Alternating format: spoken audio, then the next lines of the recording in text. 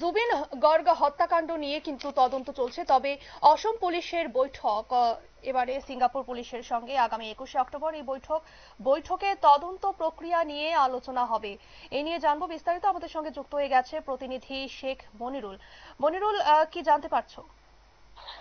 দেখো, জুবিন গার্গ হত্যা মামলা নিয়ে এবার সিঙ্গাপুর পুলিশ এবং অসম পুলিশের যে সিআইডি, সেই সিআইডি তারা বৈঠক করবে।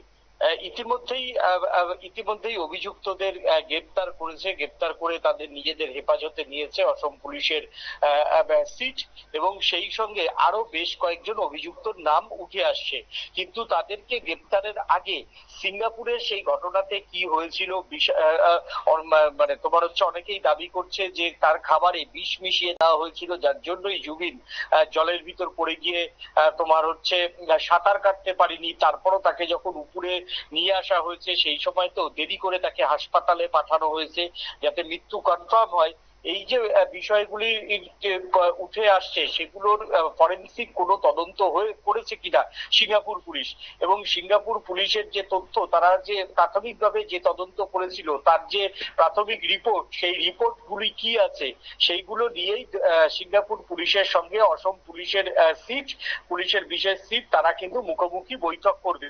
এবং বৈঠকের পরেই তোমার হচ্ছে সিঙ্গাপুরে যে জায়গায় জুবিনের মৃত্যু হয়েছিল এবং যে হোটেলে তারা ছিল, তার পুনরায় ফরেনসিক তদন্ত হবে কিনা সেই বিষয়ে অসম পুলিশ সিদ্ধান্ত নেবে।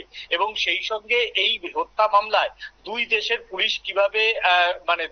পুলিশ কিভাবে শেষ করবে তা নিয়েও কিন্তু 21শে অক্টোবর এই বৈঠক।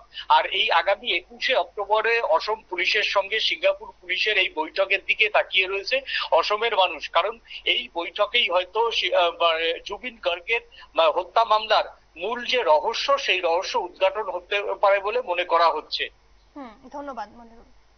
আপনারা শুনলেন, জুবিনের মৃত্যুর ঘটনায় সিঙ্গাপুর পুলিশ এবং অসম পুলিশের মধ্যে সহযোগিতার অংশ হিসেবে আগামী 21শে অক্টোবর একটি বৈঠক হতে পারে। সেখানে তদন্ত প্রক্রিয়া আলোচনা হবে এবং মুখ্যমন্ত্রী হেমন্ত বিশ্ব শর্মা জানিয়েছেন যে সিঙ্গাপুর সরকারের সহযোগিতায় তদন্ত চালাতে অসম পুলিশের বিশেষ তদন্তকারী দল সিঙ্গাপুরে যাবে।